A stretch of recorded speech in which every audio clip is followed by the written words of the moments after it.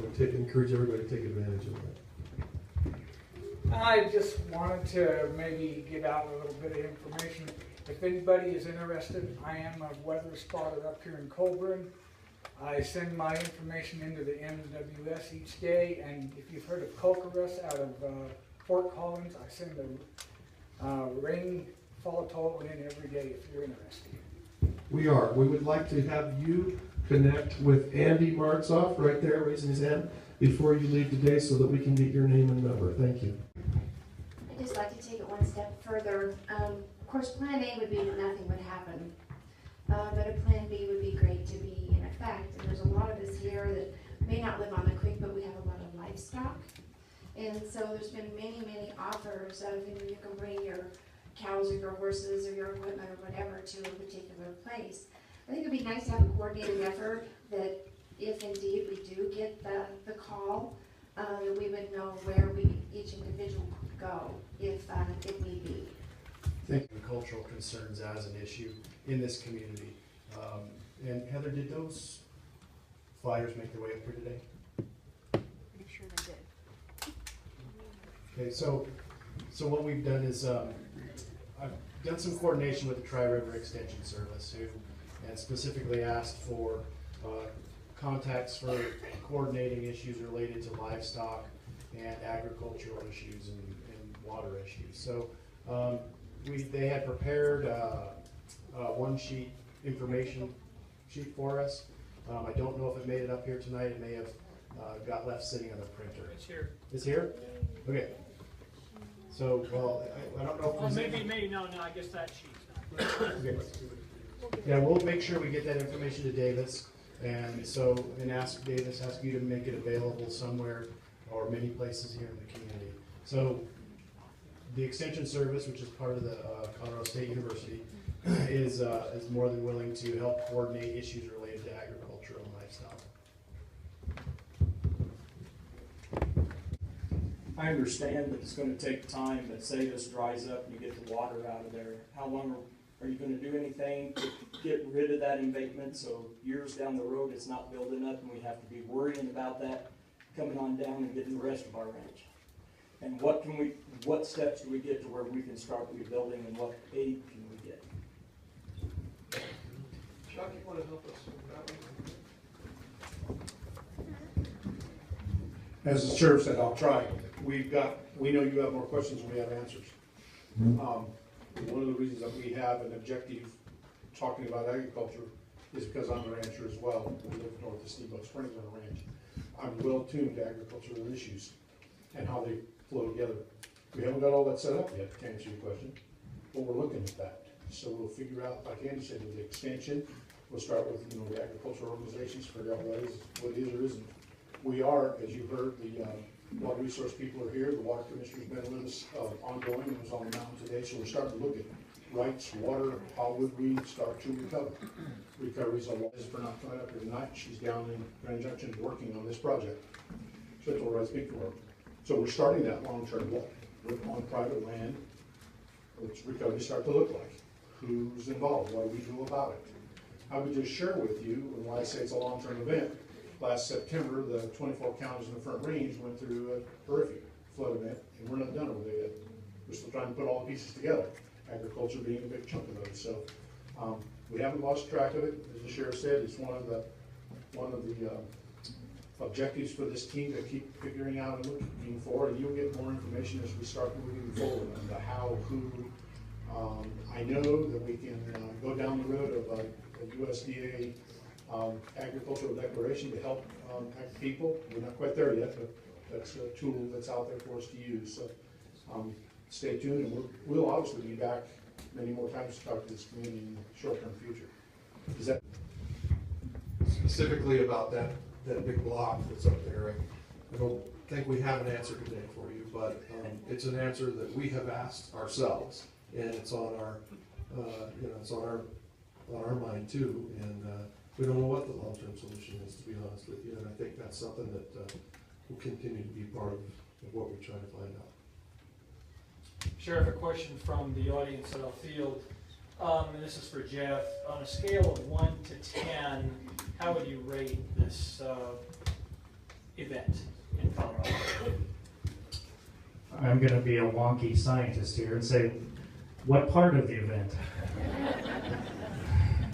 The whole thing, I guess, you know, in terms of the slide itself, and is this a small slide, is it a medium-sized slide, is it a large slide? It's a large slide.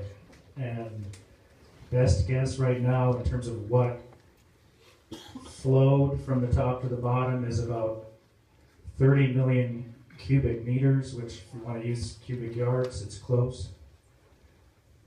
So that's large, but it's not as large as other things that have happened historically in the U.S. For example, Mount St. Helens, the whole side was blasted off and it flowed out as a landslide. It was huge. I don't know that number, but you know, there was a landslide in 1985 in Utah, the Thistle landslide. Some of you probably remember that. Until recently, it was the costliest landslide in the U.S. I don't remember the volume of that one, but I think it was probably comparable, not too far from this one, maybe. We just had one up in Oso, Washington. For comparison, the best estimate of the volume on that one was 8 million cubic meters. Okay, we think what flowed here was 30 million cubic meters, and what's up at the top still is more on the order of 50 million cubic meters.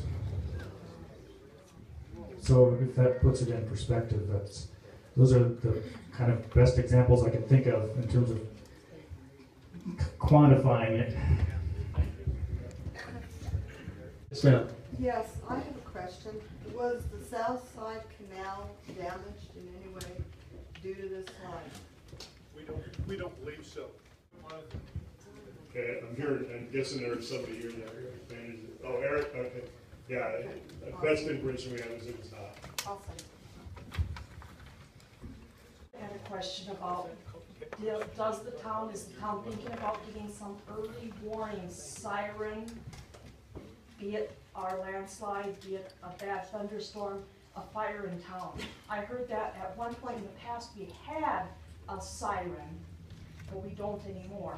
It would just kind of give a lot of us that fast warning rather than a reverse call. It's my understanding that there was a siren here at one point. I'm not aware that it's still here. Our marshal's office, their police cars have sirens that we can use. They can use. They also have a loudspeaker, so they can make announcements as necessary. We've also talked or understood from the fire department they could also use their equipment for sirens if we needed to have a loud noise to warn people. Again, that would be based on making sure we have good information and it's not a false alarm, because that creates other problems. Every day, and it was lunchtime.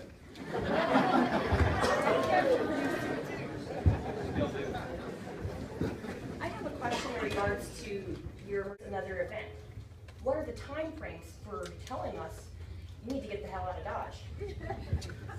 Well, I think you heard from our that we have these we differentiate between short fuse events and long fuse events. But what's the And actual time frame? Like minute, 5 minutes? Like, obviously closer or short. I understand the distance. Like Right. if you live in Salt Creek, what is the Well, time frame? this to is look the further piece. down? This is the piece that, again, I think we've talked about not having the answers to, is what will trigger an early warning system. And when we have the early warning system in place, activating it can be very quickly. We have pre-programmed messages, pre-programmed texts and emails, and it's a matter of pushing a button. The trick for us is what causes us to push the button, and that's what we're going to be working on. I know we're just a small community, but for me, this is just another wake-up call about education for our young people and getting them to realize these are the type of people that they need to grow into. Danny was probably one of the finest young men I'd ever known, and closest to Catrice in the community, but my son is also an engineer. And one of the things that I learned, because I didn't pay attention in school and just wanted to do the muscle car thing, was I wanted to make sure that my kids had a good education and a good work ethic, and we're gonna need the kids that are in the school now to monitor type things like this in the future. So if nothing else, it's a wake-up call and a tribute to those that did sacrifice their lives. Yes, sir, absolutely. One of the things that the sheriff's office is continuing to provide dedicated people up here for security reasons and trespass reasons and those kinds of things. So we want to continue to maintain that presence here. But in the interest of what was just said, we also really want to balance the people that want to come. We learned of, and it's too soon, but we learned of a van full of geology students that came from Fort Hays, Kansas to check this out. And, it was on private property, they didn't get access, and it's too soon, it's appropriate. But, this is a geological event that piques a lot of interest in the academic world. And those people that may want to come here, it'd be a shame if we don't give them the opportunity somehow or another to get to study this and have them grow into the people that are going to be up here answering questions just like Jeff and his colleagues.